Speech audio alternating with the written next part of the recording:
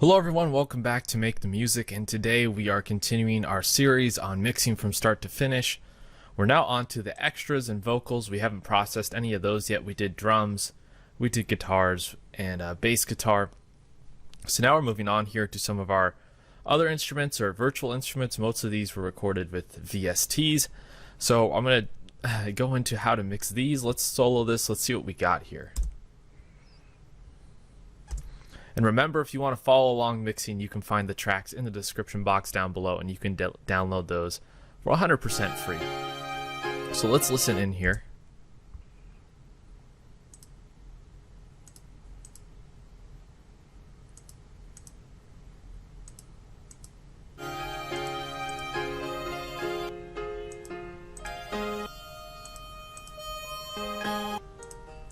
Okay, so we got quite a variety here, and I like to start with some general processing. Let's start with some EQ.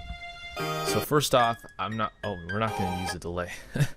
First off with the delay, no, we're going to go with the EQ here. First off, I'm going to roll off a lot of the low end here up to 100 Hertz. Anywhere where I start to feel the body of the instruments go, I'm going to put it right about there.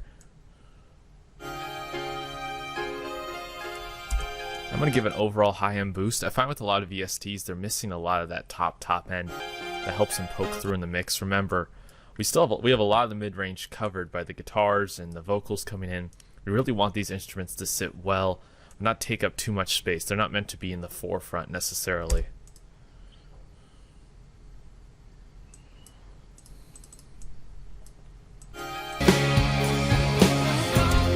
Okay, that's it. Well, as we get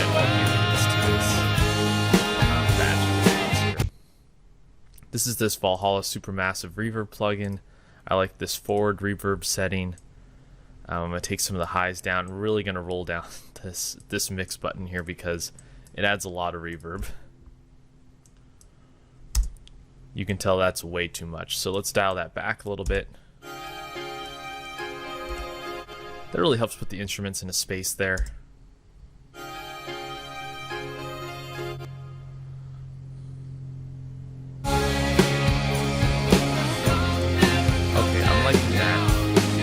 Let's go to some of these individual parts. We have the piano here.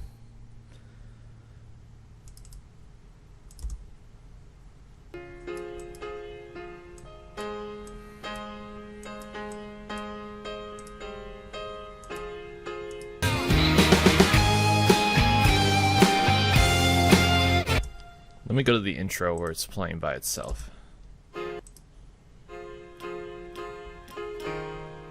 And don't worry if in this part of your mix, not everything is the perfect volume throughout the entire mix. That's what automation is for, and that's what we're going to be looking at in a future step. We just really want this to fit right now sonically with the rest of the instruments.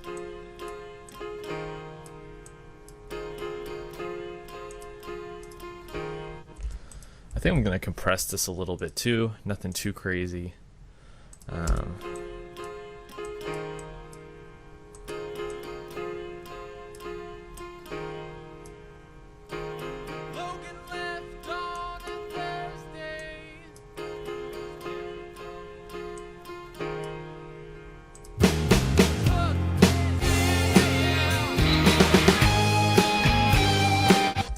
Okay, I like what's going on there.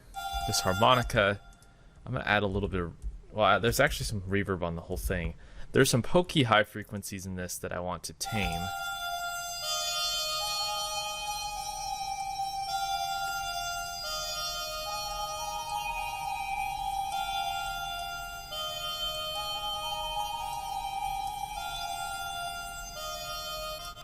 Okay, that sounds kind of harsh to my ears. I'm going to dial that back a bit.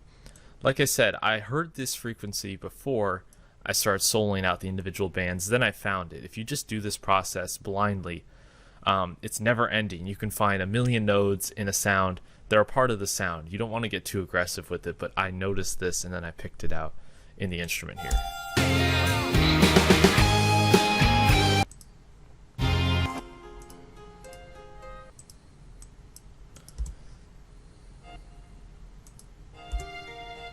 Overall, with the string, violin, harp, and banjo, and mandolin, Nothing, I'm pretty happy with these sounds. I don't think I'm even going to process these. And being a good mix engineer means knowing when to leave something alone, and in this case I am.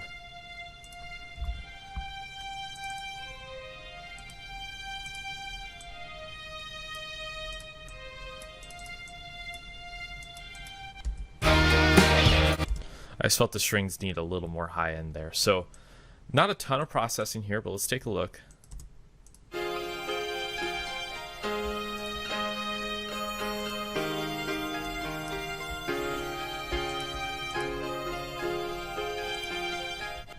We just brightened things up here, gave it that extra 5%. Let's see how it's sounding in the mix.